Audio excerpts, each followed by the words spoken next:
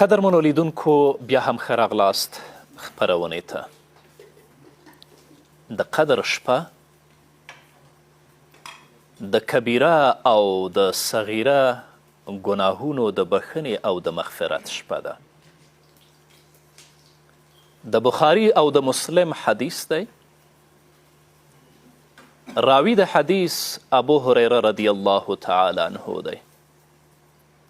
هغه فرمایی چې نبی کریم صلی الله علیه وسلم فرمایل: من قام لیلة القدر ایمانا واحتسابا غفر له ما تقدم من ذنبه.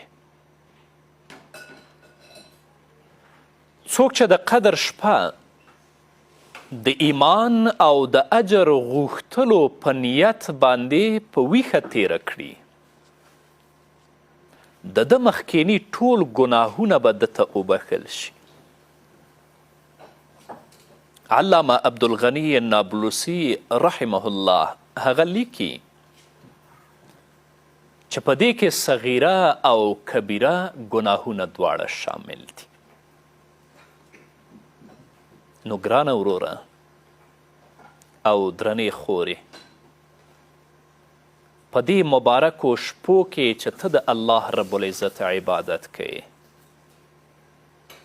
په پوره اخلاص او په پوره صداقت سره د عاجزي لاسونه خپل رب ته پورته کوې او د خپلو ګناهونو بخښنه د خپل رب نه غواړې، مطمئنه اوسه وروره، مطمئن اوسه چې الله رب العزت دې ګناهونه درته معاف کوي.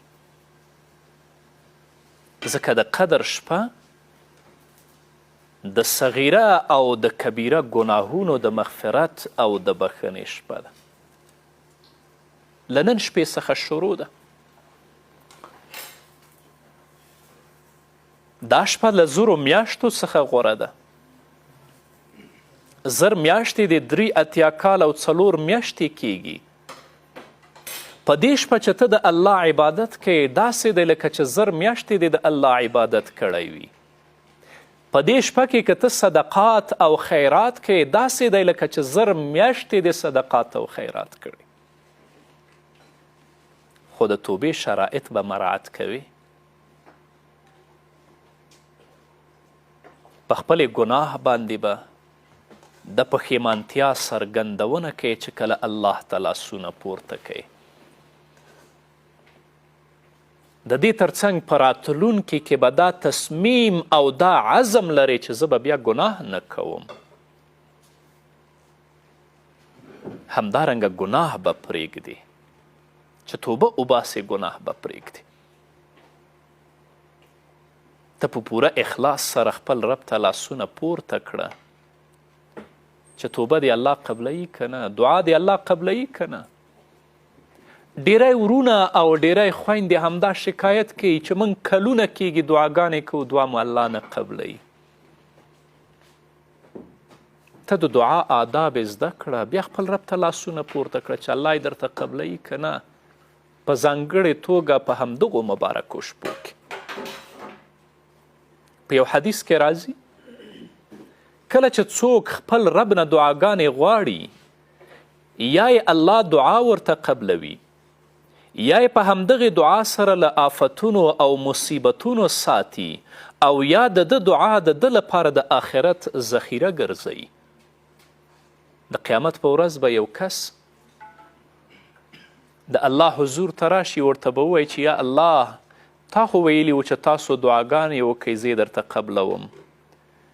دا دعا مې وکړه، دا دعا مې وکړه او دا دعا مې وکړه، یوه هم قبوله نه شوه.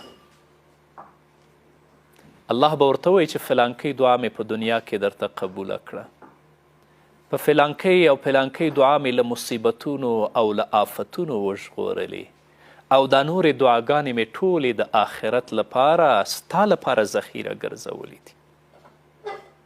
مفتی محمد شفیع رحمه الله دا حدیث په معارف القرآن کې را نقل کړی.